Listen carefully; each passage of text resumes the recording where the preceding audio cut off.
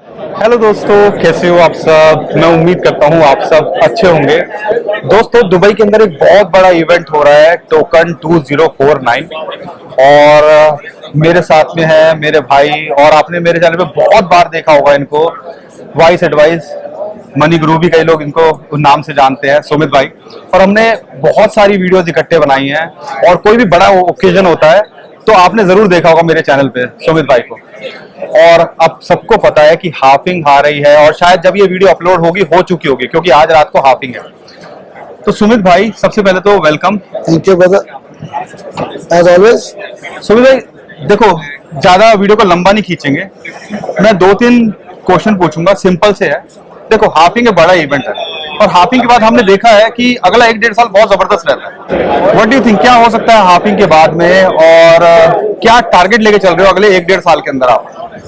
सी halving जो time अभी चल रहा है ऑलरेडी, अगर हम प्रीवियस हिस्ट्री में देखें एक्जैक्टली सेम चल रहा है जैसे पहले चलता था। एक्यूमुलेशन जोन में हम चल रहे हैं फिलहाल, एंड क्वार्टर लास्ट क्वार्टर जो होगा इस साल का, that will be like one of the biggest bull season that we have seen.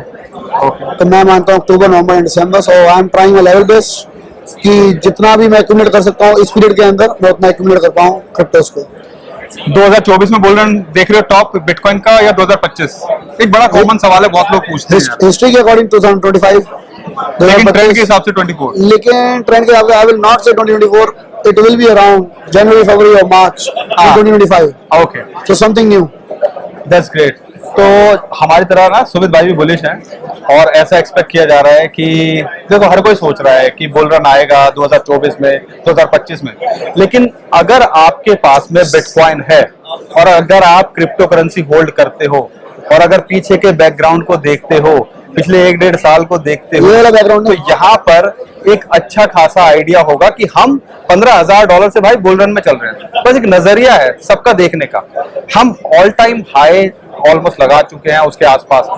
तो यहाँ पे बुल रन बिटकॉइन, देखो मेरे भाई बहन है, किसी के पास में, ज्यादातर जो 90% लोग हैं उनके पास बिटकॉइन नहीं है, वो लेके बैठे हैं ऑल्ट कॉइन्स। ऑल्ट कॉइन मतलब जो दूसरे कॉइन्स है, और दूसरे कॉइन के उम्मीद करके बिटकॉइन की ऑल टाइम हाई को सब सेलिब्रेट कर रहे हैं, हाफिंग को सेलिब्रेट कर रहे हैं। लेकिन एक्चुअल में ऑल्ट कॉइन्स के अंदर कब लगता है कि एक साइकिल आएगा जब हर कोई कॉइन भागता दिखेगा? सी, जो हमने इतना बड़ा बेयर सीजन देखा है ना, अगर आप उसका बॉटम देखोगे ना सारे कॉइन्स का, हम ऑलरेडी वहां से 3x 4x हो चुके हैं। अब वो लोग ये क्वेश्चन पूछते हैं जिन्होंने अभी उसमें अभी भी एंट्री नहीं ली है। बट सी, क्रिप्टो मार्केट के अंदर जो अभी स्टेज है, we will see like more 10x 20x in very good alt coins. लेकिन अगर मैं बात करूं, अभी तक अगर आपने एंट्री नहीं लिया, you can do it, because अभी हमें बहुत प्रॉफिट के चांसेस है। लेकिन अगर हम बात करें कि अभी बुल सीजन कब आएगा, तो आई डू बिलीव कि सितंबर के बाद शायद आपको मौका भी नहीं मिलेगा एंट्री लेने का। अगर आपको अभी मौका मिल रहा है, you are not taking entry, then you are missing on a lot. तो सुमित भाई देखो, एक फेयर आइडिया दे दिया सुमित भाई ने कि वो भी बुलिश है, लेकिन ultimately what do you think? देखो, एक कंफ्यूजन सी रहती है लोगों के अंदर, क्या हमें ऑल्ट कॉइन्स रखने चाहिए? सबसे पहली बात, ऑल्ट कॉइन्स का क्या कॉम्बिनेशन होना चाहिए? दूसरी बात, नए कॉइन्स में रखना चाहिए, या ओल्ड कॉइन्स है पुराने घोड़े हैं उनके अंदर रखना चाहिए? तो ओवरऑल क्या कॉम्बिनेशन रखना चाहिए, और व्हाट डू यू थिंक कि अगले मतलब कौन से कॉइन्स अच्छा परफॉर्म कर सकते हैं, जो पोर्टफोलियो में 5-7 कॉइन रखने चाहिए लोगों को? देखो, सेफ्टी बना के चलनी चाहिए, डाइवर्सिफिकेशन करके बहुत जरूरी है। और मैं हमेशा कहूंगा कि पहले मैं कहता था 50% बिटकॉइन होना चाहिए, लेकिन अभी राइट नाउ अगर मैं बोलूं 70,000 के ऊपर बिटकॉइन के ऊपर आपको एंट्री लेनी चाहिए तो नहीं लेनी चाहिए। आपको अभी ट्राई करना चाहिए कि ऑल्ट कॉइन के अंदर एंट्री ली जाए, जैसे कि बहुत सारे प्रोजेक्ट्स हैं, नियर प्रोटोकॉल हो गया, ओशियन हो गया, और बहुत सारे प्रोजेक्ट्स हैं जिनके अंदर अभी आप एंट्री ले सकते हो।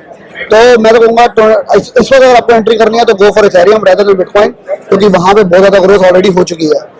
और ऑल्ट कॉइन के अंदर मैं कहूंगा एटलीस्ट आपका अगर 50% पोर्टफोलियो बनाना है ऑल्ट कॉइन के अंदर, तो 30 उसमें से 50% मैं कहूंगा कम से कम बिग ऑल्ट कॉइन्स पे लगाओ, और रेस्ट 50% के अंदर आप रिस्क ले सकते हो छोटे लोग के आपके ऊपर। और मीम टोकन के अगर आपको रिस्क लेना है, क्योंकि बहुत सारे लोग आजकल दीवाने हो गए मीम टोकन्स के, तो I will say do it, but do it only 5%, उससे ज्यादा उसके ऊपर रिस्क मत लीजिए।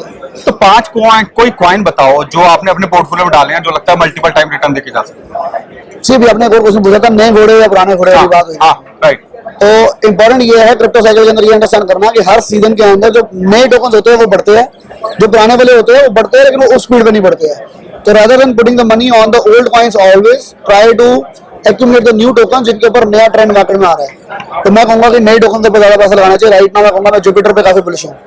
जुपिटर एक नया प्रोजेक्ट है जो कि काइंड ऑफ यूनिसॉफ्ट की तरह काम कर रहा है, तो मैं मानता हूँ जुपिटर काफी अच्छा कर सकता है। नियर प्रोटोकॉल पे काफी बुलिश है, उसने कोई बहुत बड़ा पोजीशन अभी तक नहीं देखा है। ओशियन के ऊपर पिछले साल हमने 100x कर दिया था, तो आई विल नॉट से ओशियन, लेकिन ओशियन, एफईडी और एजिक्स तीनों मिलकर बिग टोकन बनने वाला है, तो I will go any one of this, उनको भी रख लो बिकॉज एआई का है। और हर एक नैरेटिव्स के एक अच्छे प्रोजेक्ट को पकड़ लो, that is where you will be able to make good profit. Right, तो एक आइडिया दे दिया है। और देखो, हाफिंग एक बहुत बड़ा इवेंट है हम सबके लिए, तो एक फेस्टिवल की तरह है, और ये तो हर 4 साल में आता है। और फेस्टिवल क्यों मानते हैं? क्योंकि उसके बाद पिछले अगर 3 साइकिल को देखते हैं, मार्केट ने बहुत अच्छा किया है। तो ऐसा लगता है सुमित भाई की बातों से कि ये साइकिल भी जबरदस्त होने वाला है।